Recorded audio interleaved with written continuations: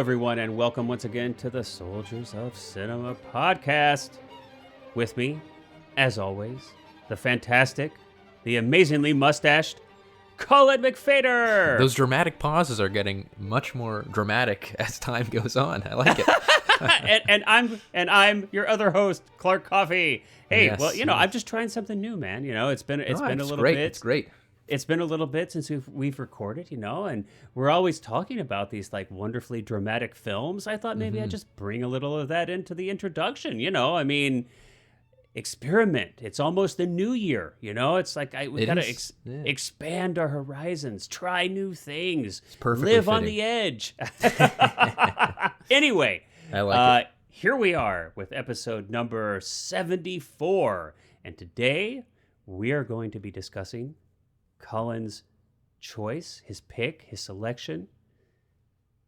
Paul Thomas Anderson's 2017 film starring Daniel Day-Lewis, Vicky Krieps, Leslie Manville, Phantom Thread.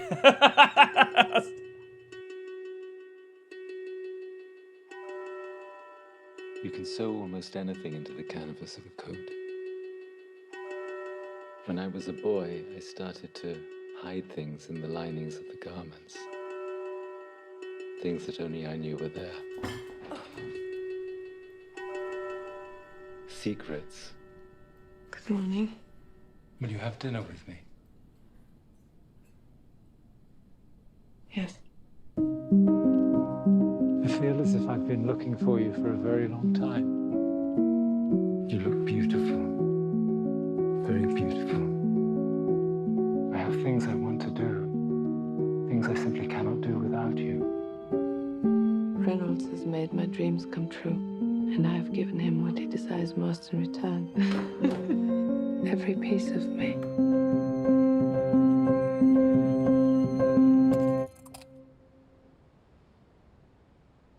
Why are you not married?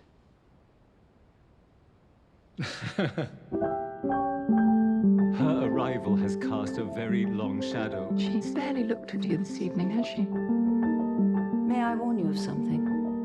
My brother can feel cursed, that love is doomed for him.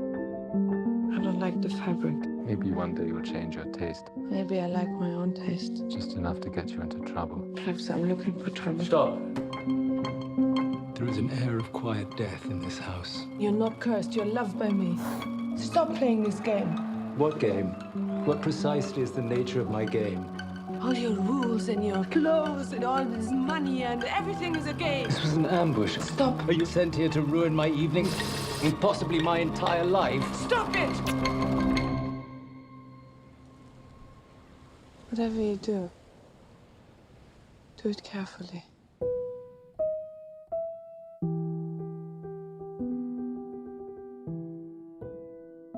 That was almost like a Shatner there for a second.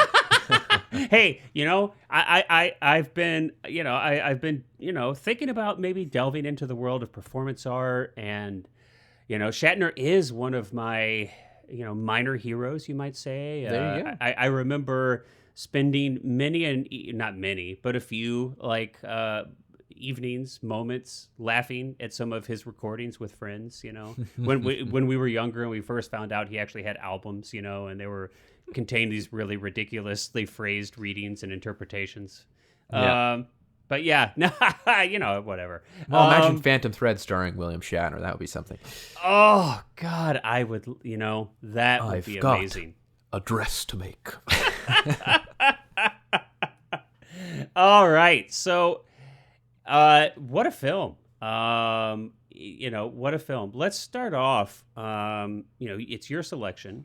Mm-hmm. Let's start off like we always like to do with a little bit of background on our kind of, our personal relationships with the film and kind of how like always, not to beat a dead horse, but I'm always interested in how you've you choose your selections. You know, being a generation younger than me, it's always interesting to see what the hip, cool kids these days are, are watching. And, Exactly.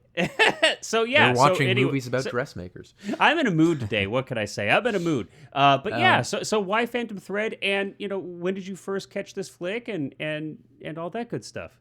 Yeah, well, so there's a few reasons. One of the reasons that I chose it was because I I suppose recently we actually have been doing a few more recent movies, but I wanted to choose something contemporary. I thought that it would be interesting, to discuss something that we both would have seen in theaters and that kind of had a recent buzz and things like that. Even though, as you described when we were discussing this earlier, is that it's 6 years old now, which I think is insane. I know. It blew me away when I was, when I saw that. I was like, in my memory, it was like, okay, this movie's only been out for a few years, right? Yeah. Nope.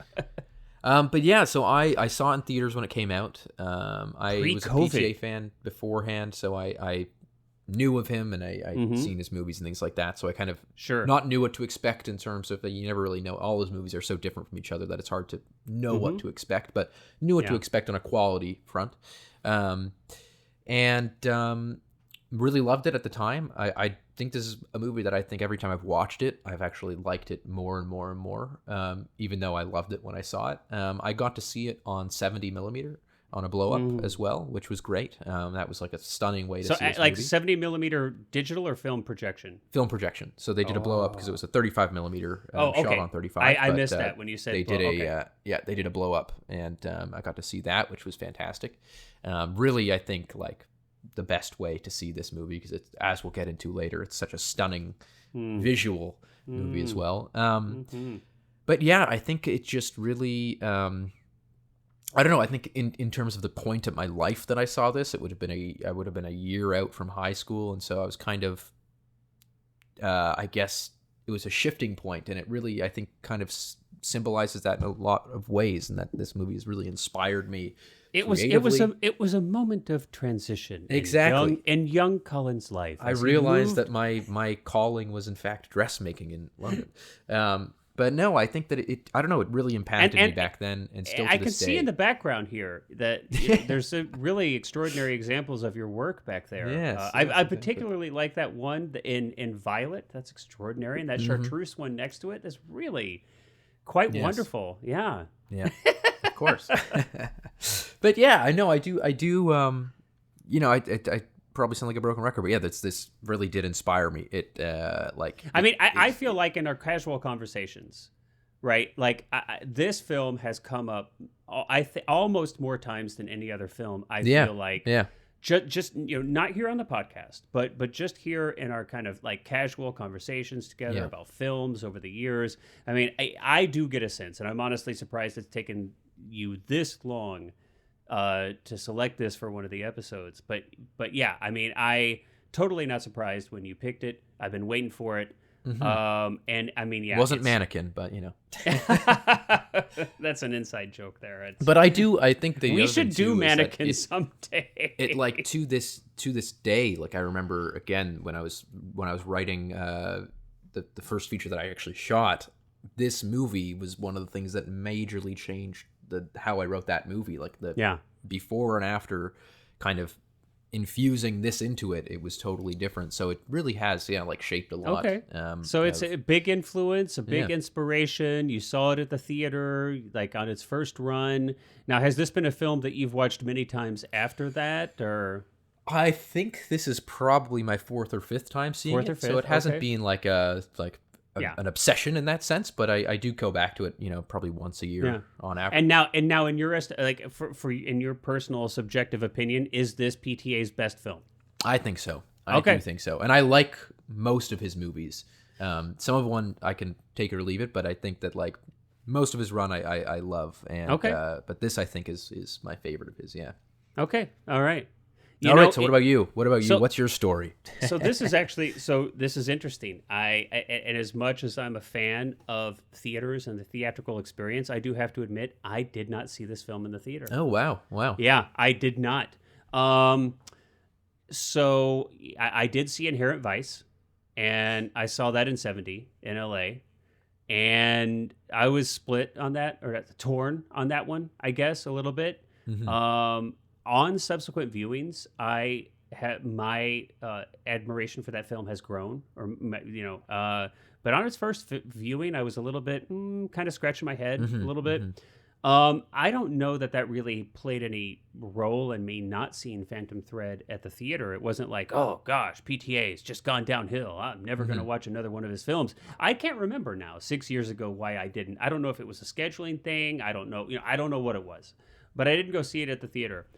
And I didn't, so I saw it at home.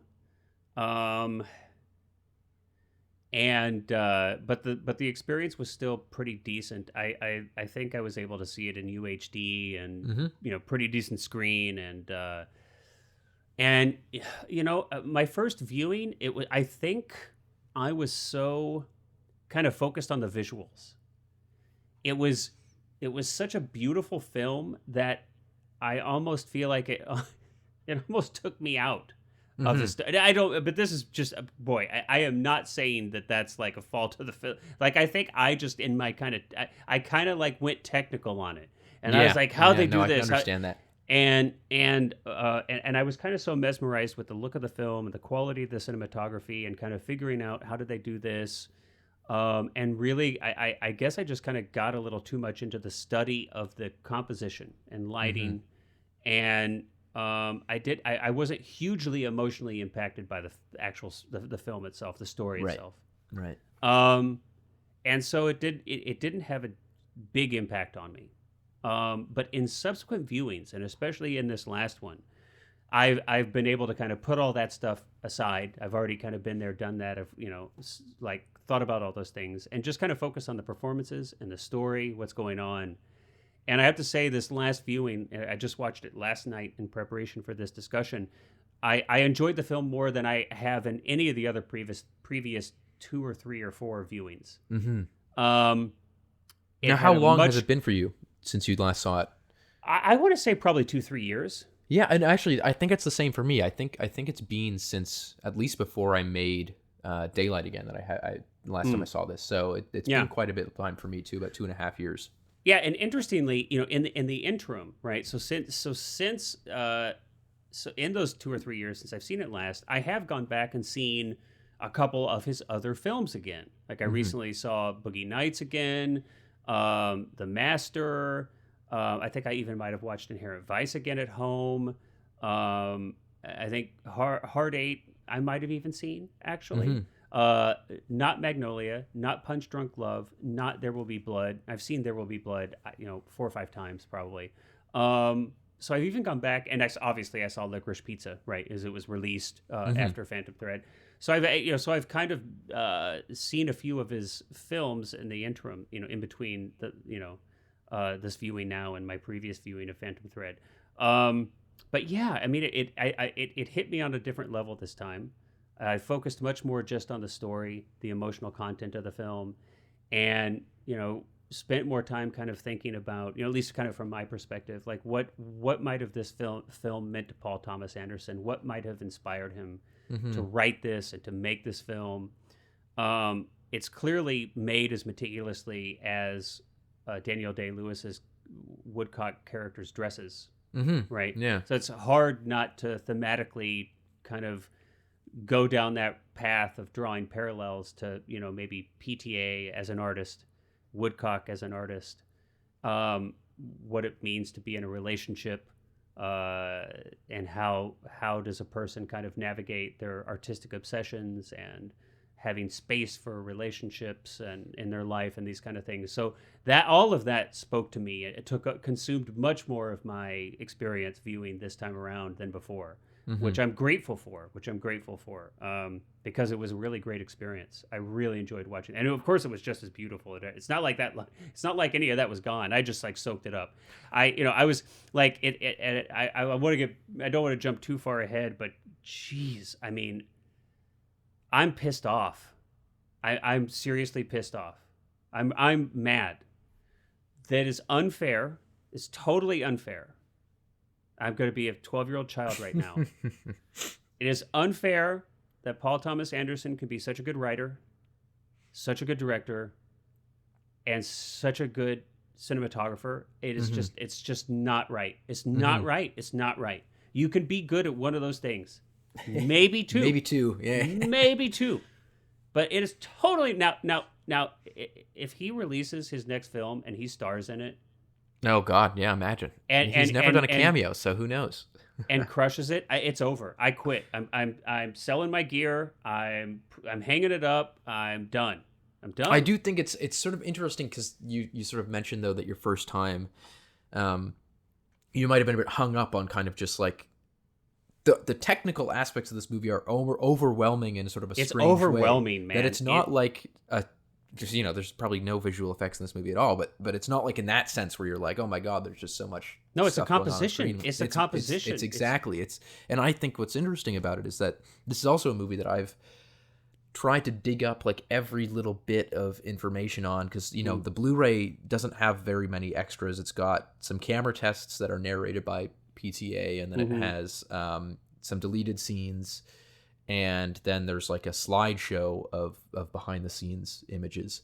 Okay. And so every bit of kind of, tertiary information I know about this movie is all from just kind of digging online and things like that. There's this really, really great video that I spoke to you about with the lighting cameraman, Mike Bauman, where he kind of goes through with... Well, and let's tell people what that is. So it's called Lighting Phantom Thread. Yeah. And it's on... It's on YouTube, yeah. Lighting's YouTube channel. So if you just go to YouTube and just Google or search in YouTube Lighting Phantom Thread, you'll find it. Now I have not seen it yet. I'm gonna watch it like tonight probably. You just mentioned it's like a 2.5 hour like basically talk with the lighting cameraman, the first or second AC, I think it's the first AC actually, and the gaffer of the film, and they go into great detail, as we will in this episode too, about the process of like, because there's no credited cinematographer, how that worked. How did PTA kind of go about crafting the visual look of this, and kind of have a little bit more, in a strange way, like egalitarian kind of group effort work on the cinematography as opposed to having like a dedicated DP, as he has in all of his previous work. And then, of course, he did the same thing on Licorice Pizza. But I think so that's one of the things that's really interesting about this movie. But PTA did a substantial amount of this work, right? Oh, yes. Yeah, absolutely. He was definitely, the and working leader in the of UK, the ship in that sense, captain of the ship. Since it was a UK production, they shot in the UK, he was able to go without accredited DP, is my understanding. Yes, right? yeah. Because, of course, the union rules would not allow that if they were to have shot in the United States. Yeah, so Mike Bauman, who is the lighting cameraman for this, was also the same role, like same logistical role on Licorice Pizza, but was credited as the cinematographer just because of the by requirement. The ASC rules and things like that.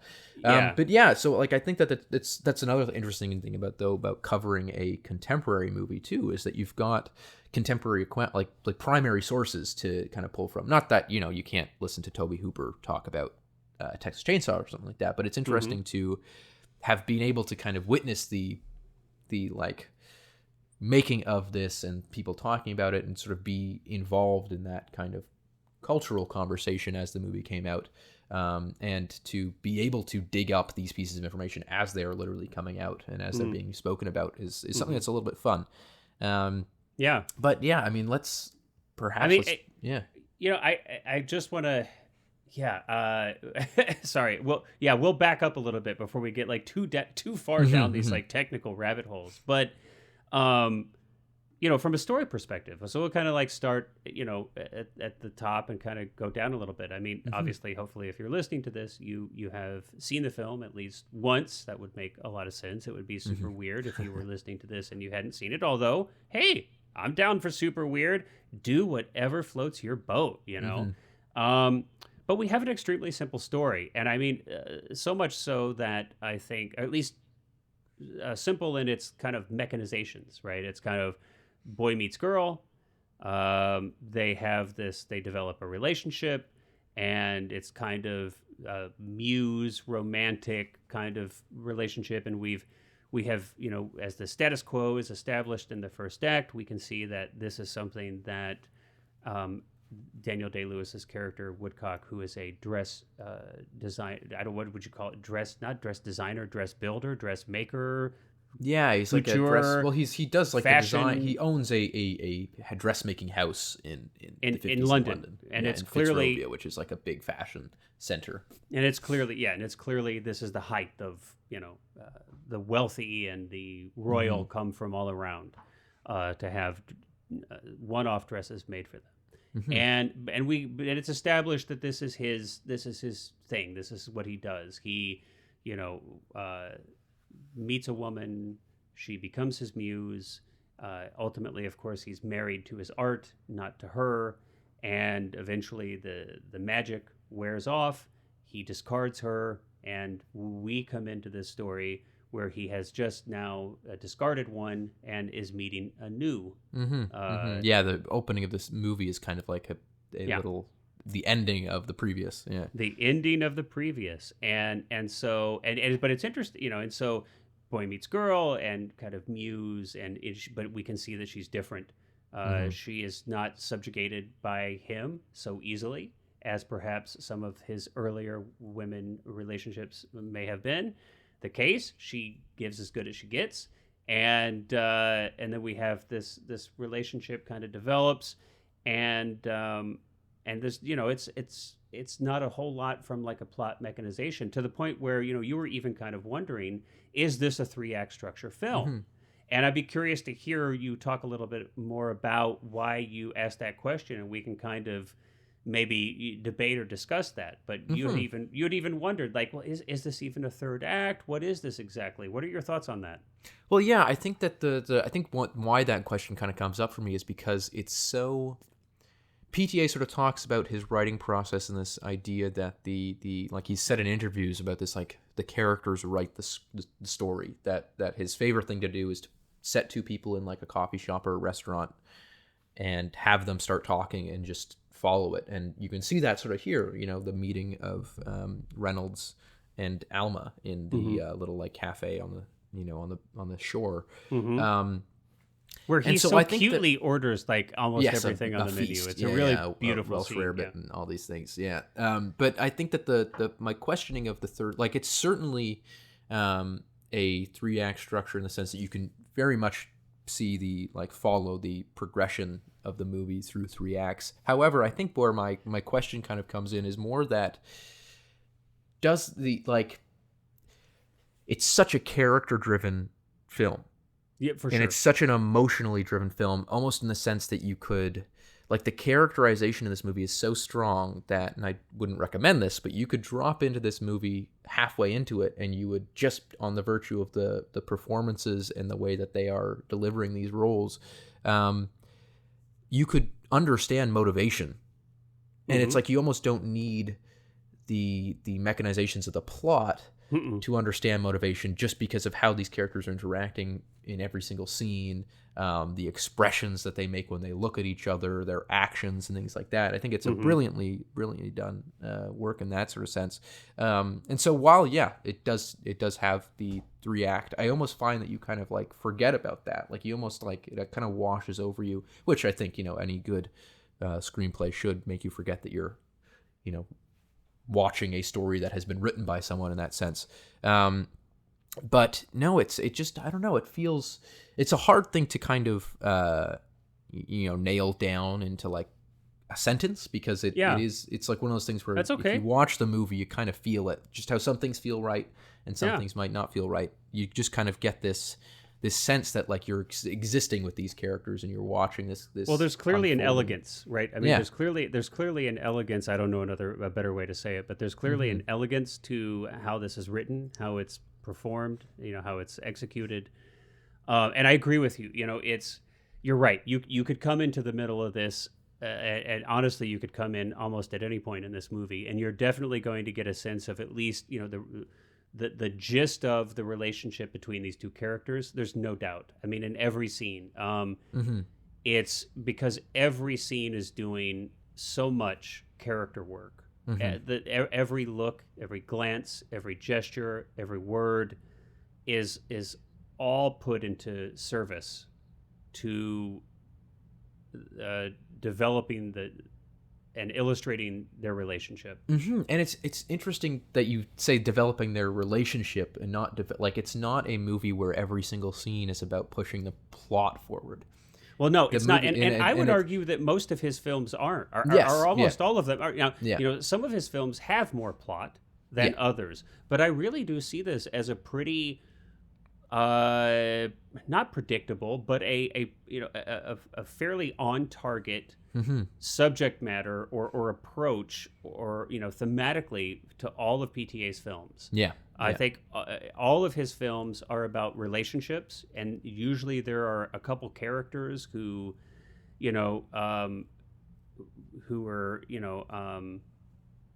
are kind of symbolizing like the core of that thematic discussion of what a relationship is. And so whether that's in The Master, it's Joaquin and Hoffman, Philip Seymour Hoffman. Yes, like they're it's kind of the L. Ron Hubbard and one of his students kind of vibe. I mean, he does a great job of and There Will Be Blood. It's Daniel Day-Lewis's character and his son, and also Paul Dano's. Yeah. Yep. And so I feel like he does this amazing job of bringing of putting these really quite not simple but elemental thematic explorations of relationships of human relationships in these very interesting ornate worlds. So it's like the beginning of the oil rush out west in the United States, or it's in London in the 50s, and there's this guy as this couture dressmaker, this is extraordinary artist at the top of his powers.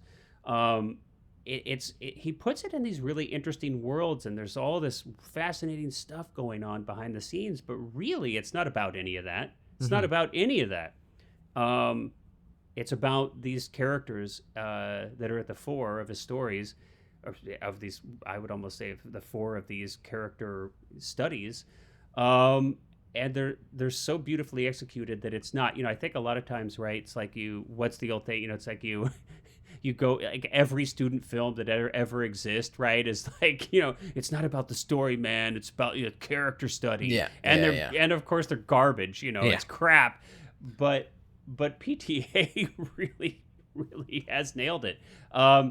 So yeah, you're right. I mean, it's not about what's happening per se. I mean, the poisoning, I think, is there are some things that are important to the story, or to our understanding of the characters. I mean, but this man's relationship to his mother and his sister, and then this romantic relationship, his lover and his muse. It's really about that. Well, and it can be difficult to talk about PTA's writing without talking about its direction, because they're so intertwined, and of course he does both of them. So, but I do think it's like this film is also so. And I don't mean this as a knock of his other work, but I think that it's, in my opinion, his most mature work. Like you're really a long way from the kinetic oneers in Magnolia or in Boogie Nights, where the camera is very, very free kinetic, and it moves a lot, and that the shots are kind of very much designed to elicit a sense of like chaos or very strong emotions, whereas this is incredibly understated. It's very low key, it's very restrained.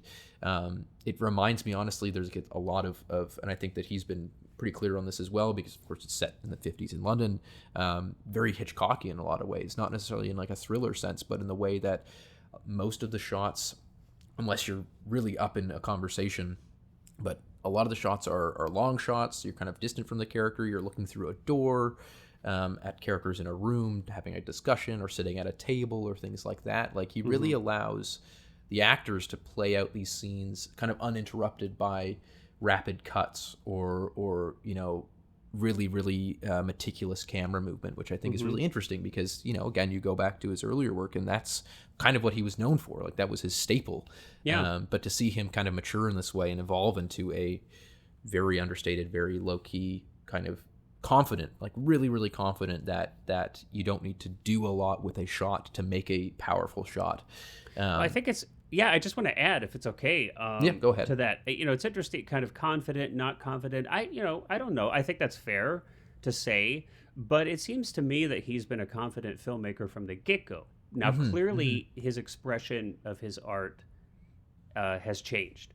I mean, I feel like I see a lot of Scorsese influence in that he kind of took and turned into his own thing in his first films. Like you suggest, you clearly have. Yeah, Altman, Scorsese, all that sort of thing, yeah. And I feel like we have, definitely we have a kinetic camera. And I feel like how I might define the shift, it seems to me, is that a little bit of a transition in focus, not a little bit, very clearly, a significant transition in focus from the movement of the camera being key to the storytelling, to the composition being key to the storytelling. Exactly. And so like it's the focus on composition versus movement. And I think both are awesome. I mean, I don't think it diminishes his earlier work. Not at all. No. I wouldn't say that his newer work is just automatically necessarily better than his old work, but what is interesting is the progression. What is interesting is just when you look at an artist that's obviously interesting and has a unique perspective and is good at started what they out do. pretty young too. Yeah, and started out young, and it's just it is interesting to kind of see the progression of the expression of their opinion in the medium. So that might be how I don't know if he's any more or less confident now than he was before, but I'm sure he's older and he's got a lot more of life experience, and that. Yeah, I think that he's definitely always been confident, because you watch like old interviews with him when he's making Magnolia, and he's like, clearly very, very. I think more. What I'm maybe confident isn't even the right word, but more so. Still, like you said, he's trusting in the composition to do the work and to tell the story, and has more faith in that than I think he ever has before in this. And like I said, not a knock at his earlier work, because I love most of his earlier stuff, but this is very, very. Again, I just think it's like a very fascinating thing to look at this. It is fascinating. And to look at something that he made earlier and see how you can still see a through line. Like there's certainly a creative through line where you can tell that it is the same person making these movies. But just to see where his kind of interests lie, and what he puts the most trust in to tell that story. I think that it's really, really, I mean, you again have brought this up a few times too, where it's like, is this meticulously crafted story and film and this beautiful, palette that we see that he's created, is that kind of a like mirror image of Reynolds in this as well? Like, does the writing involve that sort of aspect? And was it intentional? Was it not intentional? Because it also, I mean, it does deal with these elements of like parental issues. Like he kind of has these like mother issues with his relation, not in terms of like a bad relationship with the mother, but like a reliance on the mother, that he needs these like strong women in his life for sort of some sense of direction. And he doesn't calm down until he's able to be put in this almost like infantile state with the poisonings. And I find that really, really fascinating. And I think that the one thing that I'll add too is that this movie, in perhaps contrast with some of his other movies, not all of them, but like certainly something like There Will Be Blood, where it's actually, despite its tone, and despite that it's not overtly comedic, it's quite lighthearted in a lot of senses. Like there's a lot of humor. There's a lot of humor, and it's like the story, the stakes are never like true life and death. The stakes are never like the destruction of one's life, or someone failing to be successful in the way they want to be. It's not a movie like necessarily about that. It's more an interesting study of this kind of man-child in a lot of ways, and how he deals with how he doesn't deal with them, but how the women around him. But maybe it is. I'll play devil's advocate. Maybe it is. Maybe it is a study of love. Yeah. And maybe it is a study of. I don't know. So I'm figuring this out as we go. So audience, bear with me. So and speak your truth. And as a disclaimer and as an aside, Cullen and I don't hone all the, we don't hammer all of our ideas out on these films beforehand. No. And come to the mic with notes and outlines and a prepared statement about, it's like, I'm going to digress here for a second. It's like sometimes I will, in the morning I'll have my cup of coffee and I'll wake up to like a YouTube essay on something about cinema 99% of the time. And then that other 1% of the time will be something about cars, because I also love cars. But it'll be something about cinema. And, and there are a handful of YouTubers out there who they just blow me away with these meticulously crafted, interesting video essays, analyses of film.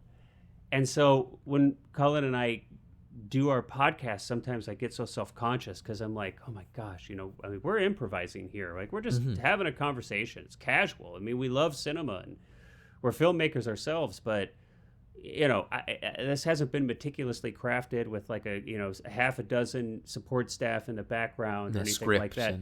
Not that anybody listening out there was ever for a second going to assume that we did have a support staff by our production values here. Okay, I'm not saying that, but so a lot of times, like, we're finding this is like us thinking out loud. That's what's happening right now.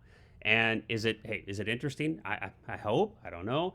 But that's where we're at. So, but I mean, I think that's the thing that kind of affected me more this time was that, because I think before that's what I kind of saw. It was like I saw a lot of the sizzle, right? It was the cinematography, the composition, the performances, and I got and the humor, and it was. And I feel like this time when I watched it, there was more, I was more intrigued and focused on this study of love. And that affected me substantially more than kind of all those other things combined, times 100. So I don't know. I mean, I might argue that it actually is about something absolutely vital. And I don't know how to articulate it here, but there is, we have a character who is obsessed with the aesthetic. He's meticulous. He's meticulous about his grooming. He's always dressed meticulously. He is meticulous about every aspect of his external life. Yeah, even to the food he eats, right? Like and so what does that mean? When somebody is meticulous about the externalities of their life, it means that they are seeking control. That's what happens, right? Yeah. When we there is some type of because it's really scary for some people to be out of control. To feel like they don't have control is terrifying to most people, frankly. And so it's easy, I think, to miss that because you can wrap that up in his meticulous nature of his dresses, and so you're like, well, he's an artist. So that's just this overspill. Like, that's his personality. He's just meticulous about everything because he's an artist, but it's more than that, I think. No, absolutely. I think that he's meticulous because he's terrified.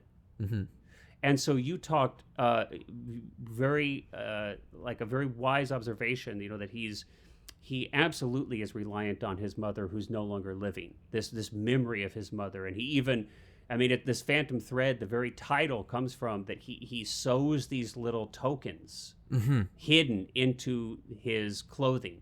And he talks about how he has her sewn into his breast in his jacket, that she's always near his heart. So and you also talked about how he's kind of this man-child. And he is, in a sense, that he's living in fear.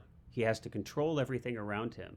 He has his sister enabling him to managing everything around him so that he can focus just on the aesthetic perfection of these dresses, right? Which is like the furthest extension of his need to control, to create something perfect, right? And because, of course, the world isn't, and life isn't, and his internal mind isn't. And so if he can create this one perfect thing, he can transcend all of that, and he can be in control. He can be his own God.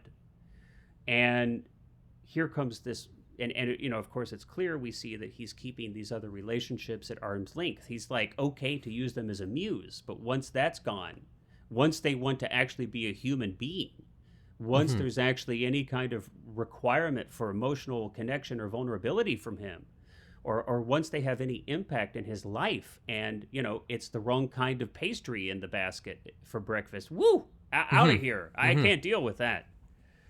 And so I feel like it's actually this extraordinary meditation on the kind of vulnerability that is required for love to actually exist. Oh yeah, and I think that I'm in complete agreement that I don't think when I say that the stakes aren't like world ending, what I find interesting about movies like this is that it even though they aren't, a good filmmaker, a good storyteller, and good performances, what they will do is they will make you feel like these things are. That to him, this is the end of the world. That his loss of control is absolutely the end of the world, and it is life-threatening. But the reason, sorry to, I think this is important because this ties into. So we talked about how this movie is not about plot.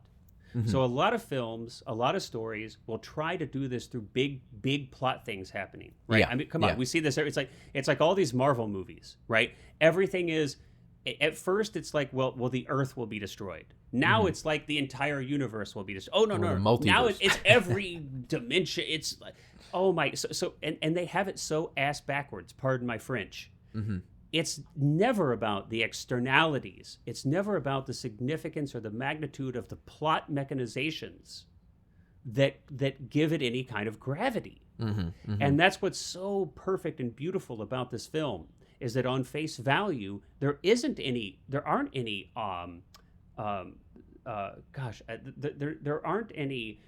there isn't anything significantly happening. There is nothing horrible going to happen. The stakes are seemingly very low. The stakes, I mean, we're talking very, very low externalized stakes, but within the nuance of all of this, we have the highest stakes possible, actually, for all of us, which is, do you decide, can you allow, will you accept the vulnerability that is required and the chaos that must be accepted to allow love into your life? I don't know I don't know of a bigger question than, like, can you love and be loved?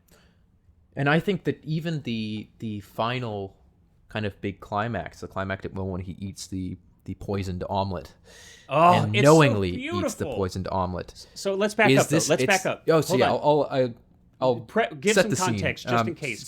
So I mean, essentially, what Alma has learned at this point is that the only way to get him to absolve that control and that vice grip he has over wanting control and needing control and this constant stress in his life about that is to, again, essentially make him into this like infant by feeding him poison mushrooms. To make him sick, yeah. To kill him, but yeah, to make him sick so that he needs care. And he, in this moment, so at the finale of the film, is aware that she has poisoned him the first time. He's caught on it. It's never externalized. He doesn't verbalize it. He doesn't confront her about it. Which thank God, by the way. But it's just exactly. So beautiful to see so much conveyed. Just subtlety. Look, yeah. I mean, I don't.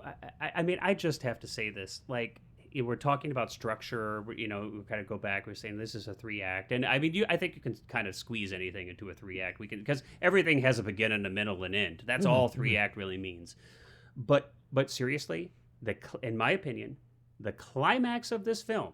This is how subtle this film is, in my opinion. How beautiful it is. Literally, the climax of this film is Daniel Day-Lewis's character swallowing. That's literally the climax. That is actually, I mean, and here's the crazy thing. Again, I mean, I don't want to, go over and over and over, but it's like you have so many of these movies, and a lot of them happen to be like these Marvel movies. And it's like the climax, again, it's like, oh my God, the entire universe, multiple universes, and billions and billions of sentient, whatever, alien species, we're all going to die. And the climax is garbage. I don't care. I'm totally non-emotionally involved. Yeah, I'm not bought in at all. And here, one character simply swallows. Yeah. And it means more than all of that other stuff. Well, and I think what's so brilliant about the ending, too, is that you you can see in the moment how Daniel Day-Lewis plays it so well. Whereas he's cutting the omelet and he's looking at her, and he's holding the fork, still and clearly doing this thing where he's like, yeah, I still want this control. I am going to have the control of putting this in my mouth and swallowing it. But I'm telling you that I'm willing to, I am subjugating myself on purpose. Yeah. I am going to subjugate myself to you by conscientious choice, and that is what I'm. That is that's like mission the statement truest of the statement of love there, because that's what happens in love, not lust, not puppy dog, where your emotions have overtaken you and you don't have choice.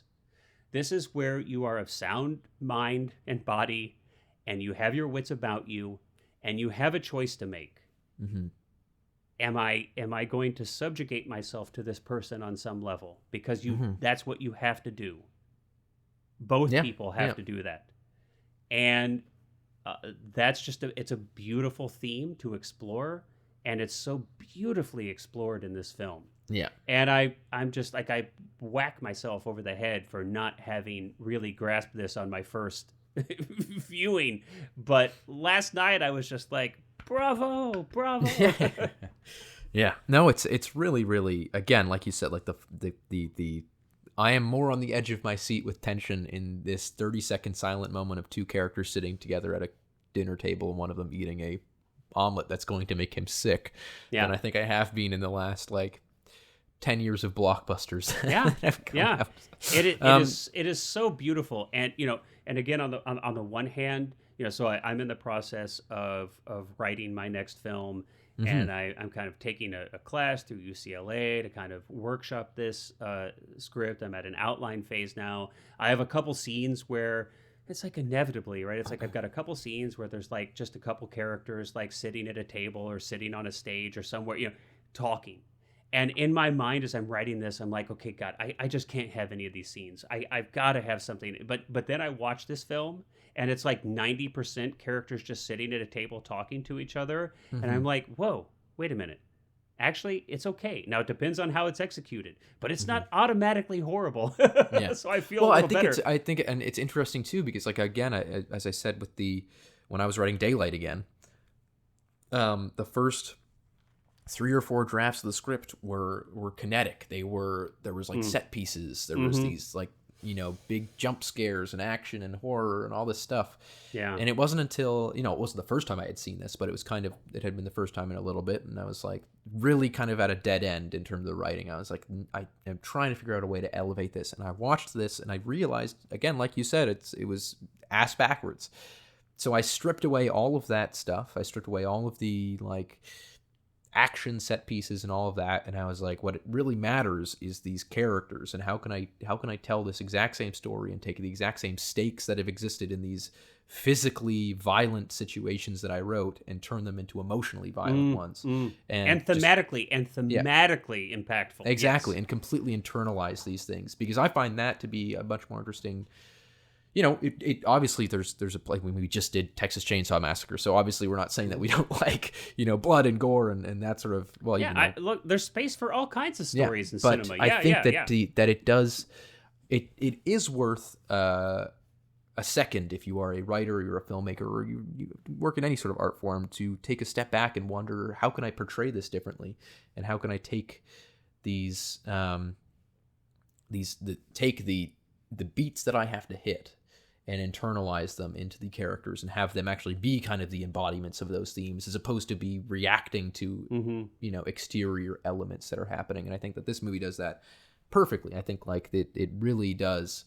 Even just the moment when she makes him dinner and he stops going up the stairs halfway and he's like, I've just got to prepare myself, and he kind of rubs his temples a little bit. And then they have this fantastic conversation at the dinner when they have that fight, and he's completely rejecting her attempt at romance, at traditional romance, and saying, what is this? I feel like I've been dropped behind enemy lines and you're here to kill me. And he's of course being absurdly dramatic about this situation, but I think that that's the way that it works. Like, I feel like that's why this movie works so well, is because it's such a heightened performance, and all the performances are heightened because Daniel Day-Lewis, of course, seems just absurd in this in so many ways, and I don't mean that in a like he's difficult to relate to sense. I just mean that like his reactions to things are just so hilariously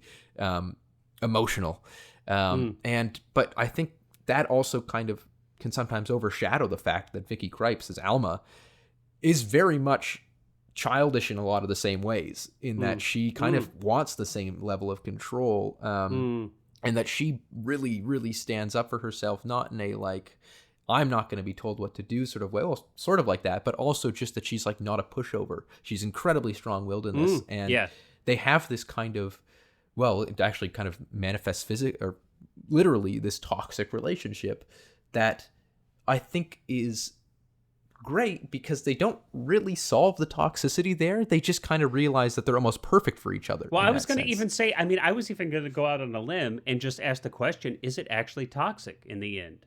Mm-hmm. I mean, look, or are they like, and I'm not going to get into like a literal interpretation. I don't interpret stories literally. This is symbolically. So, you don't poison people. That's I mean, come on. So anybody out there listening, I'm not speaking about this in a literal sense. Of course, you should never poison anyone for any reason.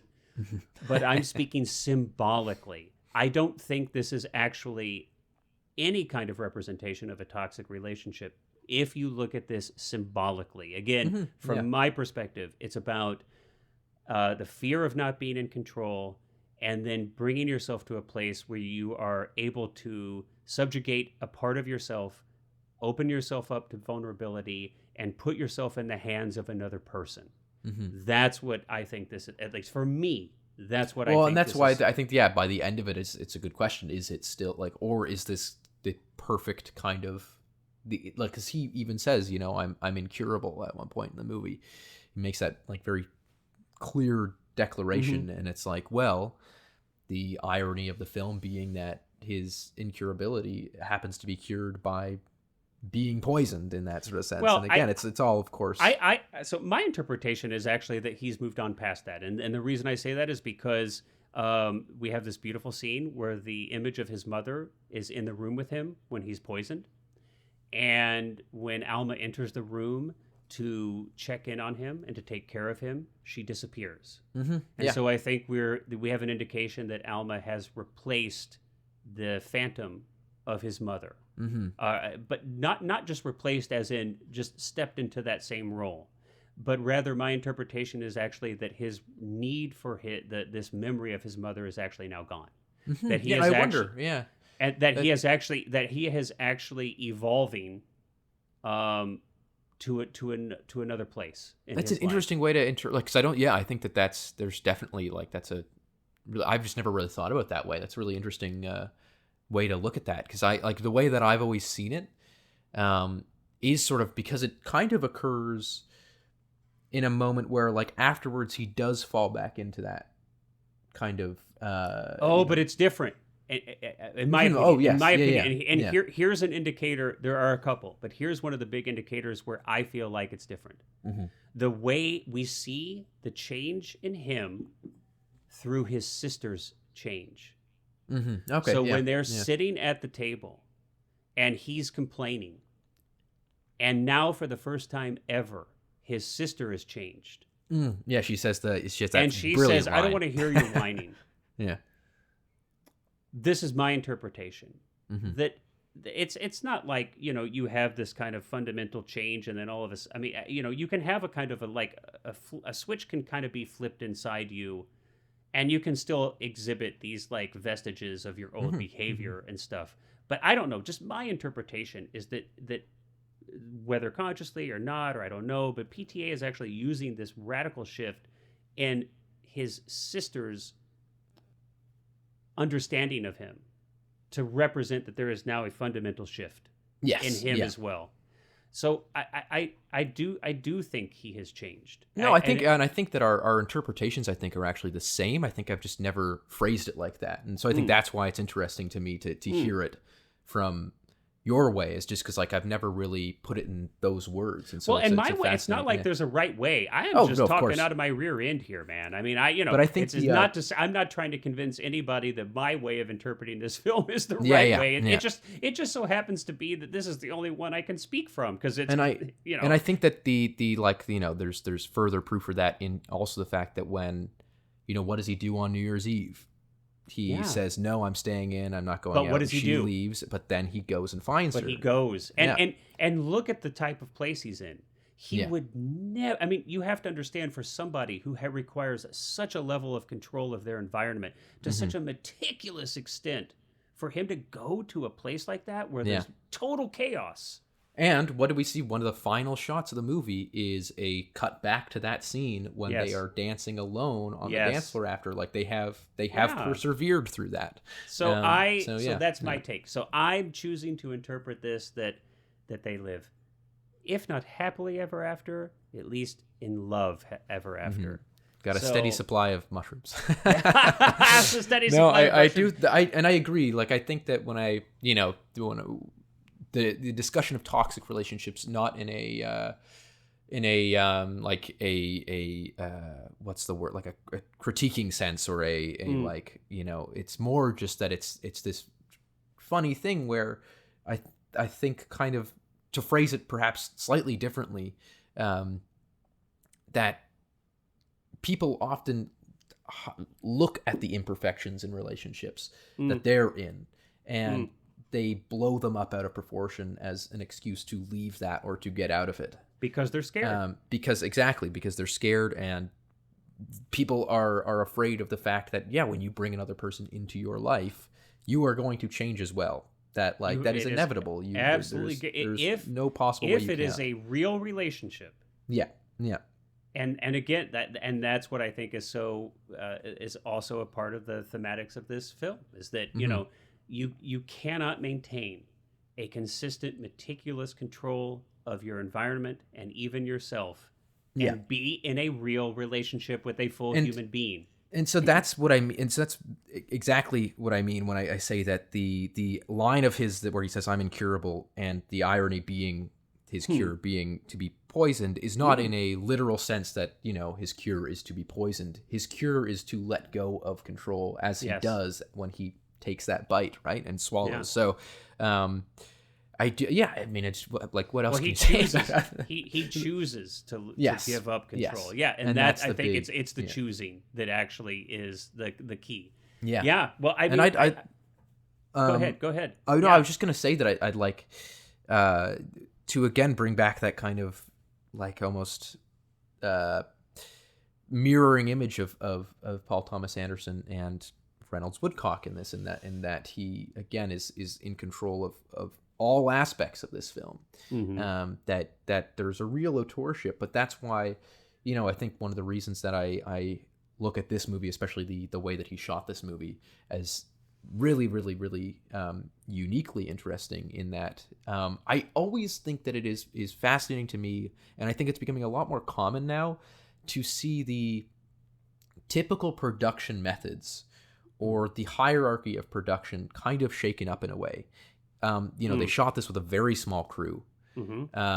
They again, no credited cinematographer. It was, Paul Thomas Anderson was kind of steering the ship, but you hear in that video we mentioned earlier, that Lighting Phantom Thread video, all about the collaboration that they went through to design the look of this film, and how Paul Thomas Anderson was very, in it for a small example, very adamant that they weren't going to use LED lights, because it was like, he was like, no, it doesn't have that same feel as a halogen or the more traditional lights used in film. And there's quite a bit of flicker in this, though. And he gave it up, though. They actually I think most light fixtures in this movie are LED. Which I think is interesting. And I mean, again, that's a very small example. But I do think that that's one of the reasons why I love the making of this film, because it although is incredibly well crafted, incredibly well designed, you can still kind of get this hint of like, not improvisation in a literal sense, but that really wonderful feeling when you like make your first movie, and there's just this like creativity on set of like, well, what if we tried this? What if we tried this? What if we tried this? And so I think that in a strange way, if you look at Paul Thomas Anderson's career, and you know, there are people that have worked with him that love him and that are very clear about the fact that he is very, very controlling on set in terms of his vision. And then you look at this where he, like, I don't know, maybe I'm wrong. Maybe he didn't relinquish control here in as much of a sense that I'm getting. But yeah, when I hear the way that they discuss making the movie, I kind of, again, get this very, like almost an evolution of how films have been made for the last century. In its hierarchical sense, and I think that that's really, really fascinating. I mean, again, the movie looks fantastic. It's shot on film. It's got a wonderful low contrast look. It's filtered. It's shot on really, really old glass and things like that. And I think that that's just, it looks beautiful. I mean, you said it was like it took your breath away when you first saw it, to a degree that you were having trouble paying attention to the intricacies, right? It was too beautiful. Yeah, and I can totally relate to that. Like, I think that the first thing that I really stuck to with this movie was you can pause and grab that fire extinguisher and put out that flame. Oh yes, you if you need yeah. to. God, oh man, I've got to It's work okay. as a volunteer firefighter. We don't need your house to burn down while we're recording. If we I'm need to take a break, dedicated to the I can keep talking. Okay. All right. It looks like you've got the fire out. Okay. Yep, Okay. Great. Yep. No, Let's I ran keep off going. and got it. Yeah. But no, you just get this sense that it really was like the film equivalent of like a bespoke dress being made for royalty. That this is like a master who has grown beyond and who has learned to perhaps delegate, and because again you hear about, Well, it's a pretty thought. If it Mike Bauman. whether it's in reality or not, it is. A Yeah, pretty well, I thought, mean, yeah. I just going off of the way that they discuss the creation of the movie, and especially like Mike Bauman as the lighting cameraman discussing his role in crafting some of the look of the film, I think is really interesting. Yeah. But no, I do. I mean, God, I love this movie. I'm speechless. We almost did. Like, we almost. It's so funny. It's like I think I've mentioned this before, but as we wrap up, it's like I was talking to someone who listens to our podcast, and it's like a friend, like a coworker of my wife's, or I think maybe, I can't remember where, but it's at some point, and they kind of made the joke that like, boy, you guys, like, you don't, like, you love all the movies that you talk about, and I think actually since then. We did do a few we did an episode.